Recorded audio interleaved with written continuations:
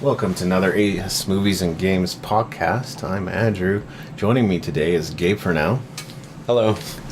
And we're going to sit here and just chat about maybe some general updates. This has been kind of week one for you, starting to work on some things for the site. Maybe we won't just announce just yet exactly what we've been doing, but we're going to do some more video reviews, and that's one of the things that you're working on. Still feeling things out. So Yeah. New job for me. New job, new explorations, new creative I'm learning projects. much about myself. Yeah, well, this isn't necessarily intended as a personal growth podcast, but definitely there is kind of that aspect of the whole thing. I think last time I chatted in general about a few movies, a few games that I've been playing lately. And I guess this time I just wanted to update a little bit about the website and what's been going on. We had some hacks, right, Gabe? That was amusing. So so I'm trying to do the online stuff, and I go search his site, and apparently he's selling Viagra or something when I searched the site. So we had to get that fixed because we're not in that kind of business. But Yeah. we got that fixed, I guess. And I found out that, most often it seems like the one insecure thing that I had to fix was in the WordPress, in the WP includes, is the load.php. So if you overwrite it with kind of the original load.php file from the WordPress download, then you can kind of fix those issues. So for anyone that's technical out there. Somebody went in your back door with Viagra. Yeah, exactly. Shut up, Gabe. You're not funny. That's pretty funny, actually.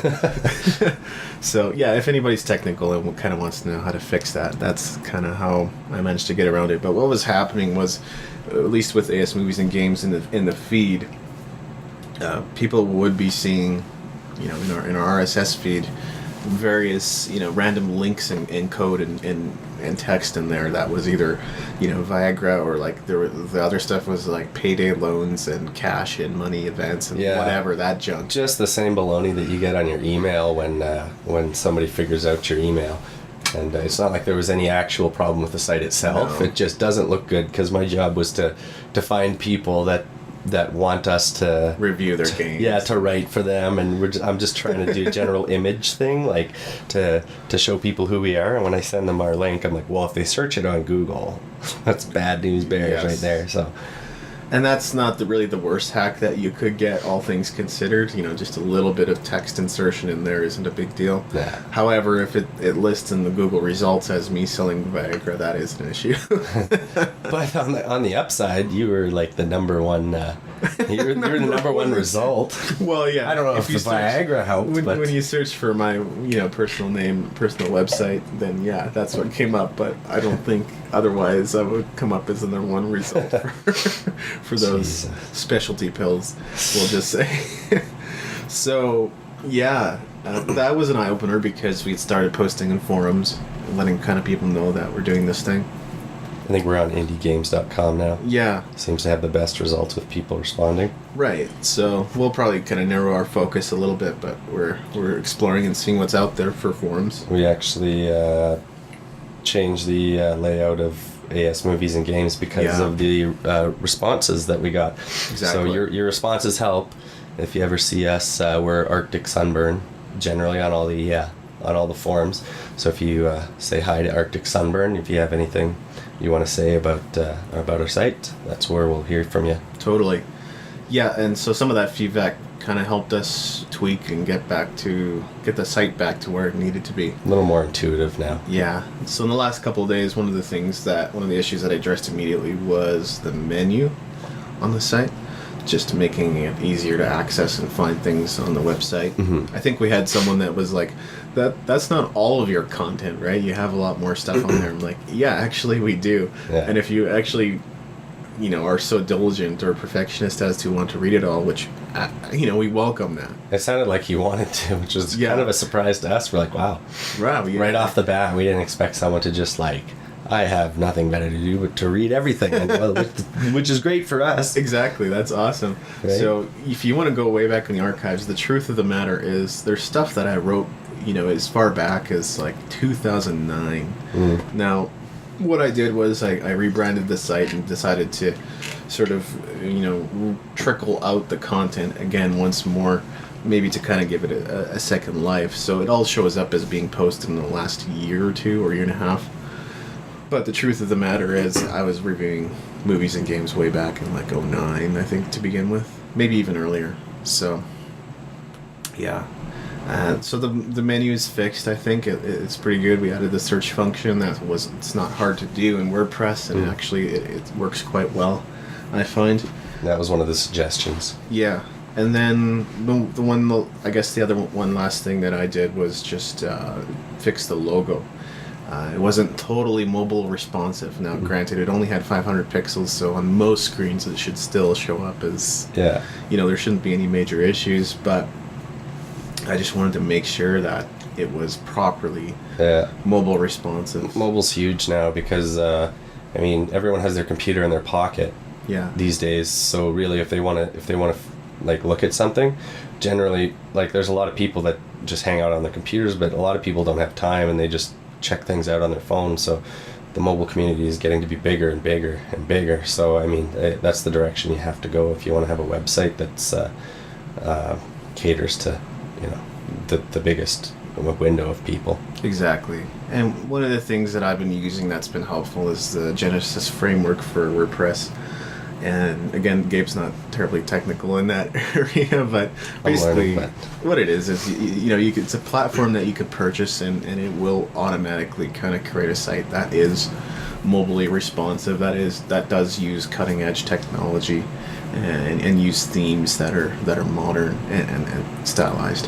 Having said that, when you begin to add your own custom elements like we are, you still have to tweak and make sure that things are mobilely responsive. And so that was why I had to go in there and make some tweaks, which fortunately were pretty easy. So, and then the security issues that we had turned out to be solved pretty quickly, I think.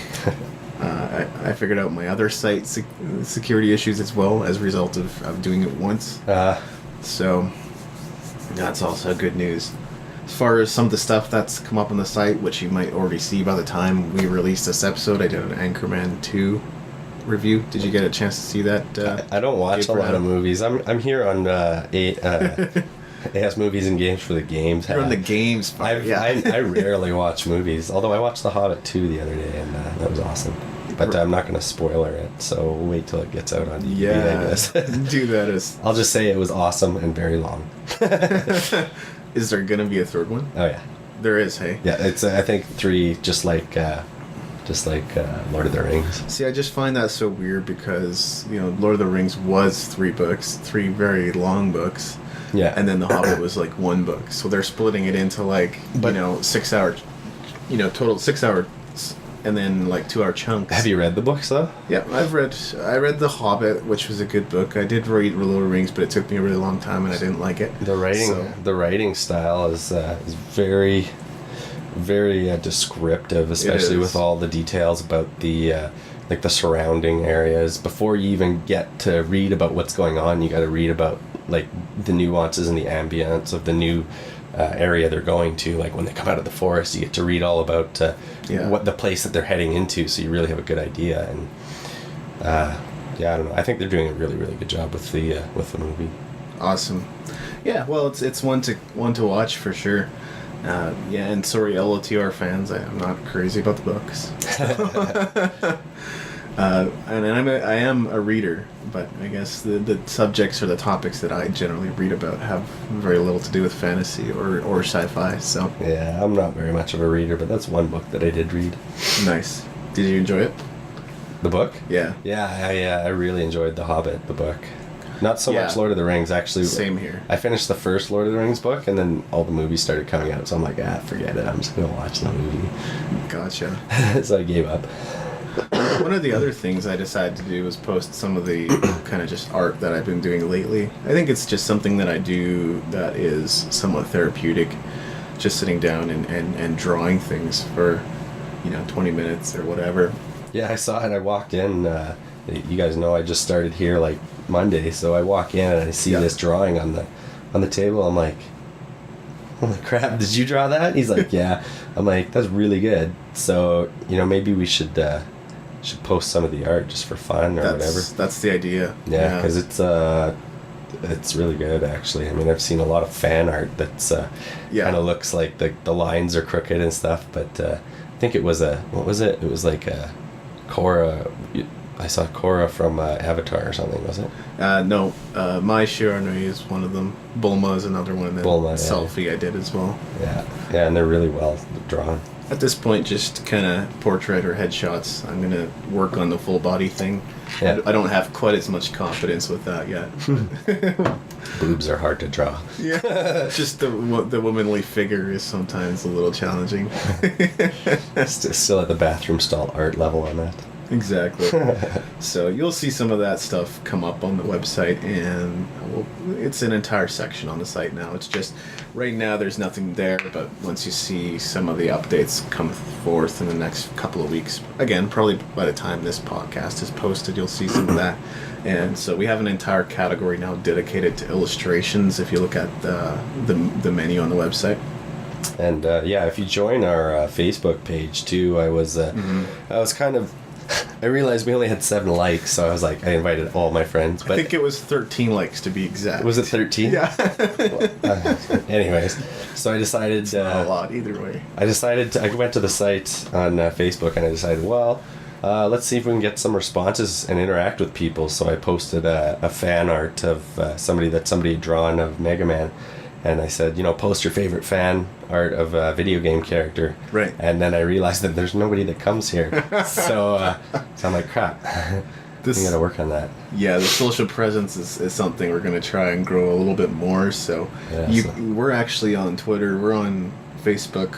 We're on Google Plus as well. We've got a page over at Google Plus that you can follow. We got a fair amount of followers on Twitter. Yeah. So it's been built up over time. Our plug is like us on Facebook and add us on Twitter. Yeah, pretty much.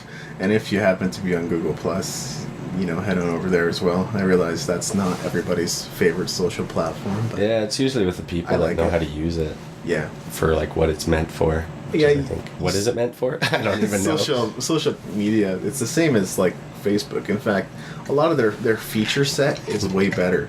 And their layout and how they've structured things, but it actually takes a while to get used to. I found, and so you kind of almost need a bit of a context to even use the platform. Yeah, my idea for Google Plus for a few things, but you can also apply it to this. But the Google, what is it? The Google Hangout where you can see a video of the person.